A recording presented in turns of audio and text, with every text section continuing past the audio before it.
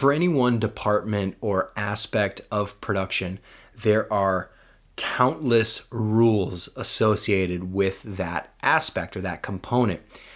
For the camera department, there are rules, things you need to follow for how to set exposure, what your shutter speed is supposed to be, how ISO works, all these different factors that go into the camera itself, where it's positioned, what the elevation is, what's the focal length, all these different rules. And you've got a whole nother set of rules for actors and how they need to move and blocking. And you got a whole other set of rules for like makeup and how someone's supposed to look. And you got a whole other set of rules for screenwriting and script writing and the conventions and how people are supposed to talk and what dialogue's supposed to sound like. So many rules, so many different departments, so many different components and pieces of a production. So the point of all this is to say that the more specific you can be on a specific component for you yourself, what you can focus on, then you only have to worry about that one set of rules.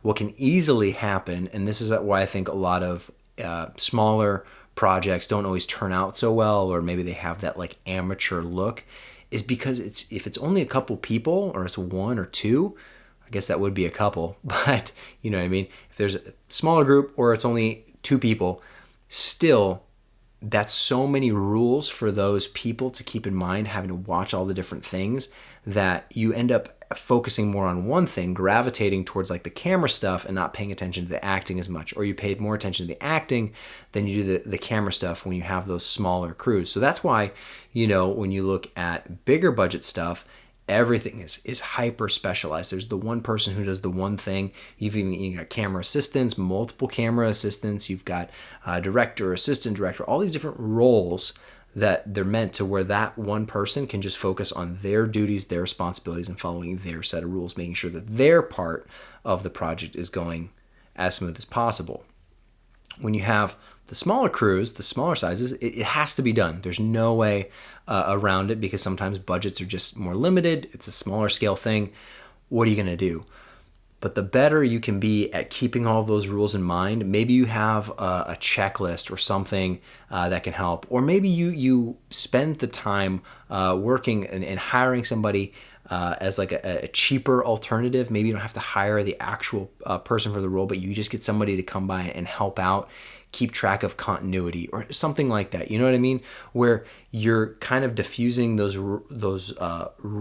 rules across a group of people, a bigger group of people, so that you can focus on the thing that you actually need to focus on. I know me personally, when I get too focused on the camera stuff, I can't focus as much on the acting stuff or the directing or making sure the next scene is being set up or making sure that we're on schedule and that things are happening at the speed they're happening, or having the eyes on script, making sure that we're getting that shot list, making sure it's done.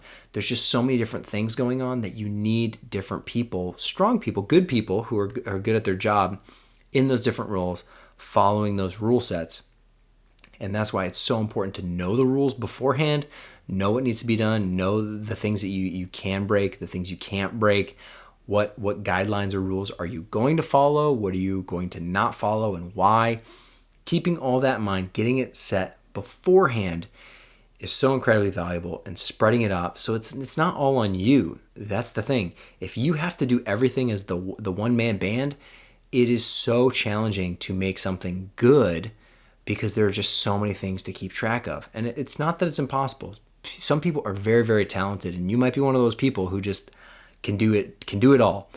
But if you can't, acknowledge that and figure out a way to fix it and to solve that problem, because it might also just be scaling back the size of the shoot. You know, if the shoot is too complex, there's too much going on, maybe you scale it back because you only have a handful of people working on it, and that way you can make sure that those people are doing exactly what they need to do and they're the right people to do it, rather than trying to bite off way more than you can chew. So just keep that in mind. It's very, I think it's nice, or it's attractive, I should say. It's attractive, I think, when people are first starting off to like do a whole lot. They want to do a lot, and it's very valuable for building your skill set to be versed in a lot of different aspects of production. But on any one particular production, you don't want to be in charge of everything because it's just overwhelming. Most people cannot handle it. I would say it's very, very rare the person who can do everything perfectly. What you want to do, know all those different roles, but play them on different projects, on different productions. Maybe one time you're the producer, then one time you're the director, one time you're the camera op, one time you're the camera assist, one time you're the grip. It's okay to do different things and kind of learn all those different aspects, because I think the more you learn across the board, the better each of those skills actually becomes. That's what I found, at least. The more I learn in one department, the better it actually makes all the other departments. But if I'm trying to do it all on one project, it doesn't go well. It's too much for any one person to handle. So try and find ways to optimize that system, split it up over multiple people. So hopefully things can all go well and you can make something great rather than something that's just mediocre.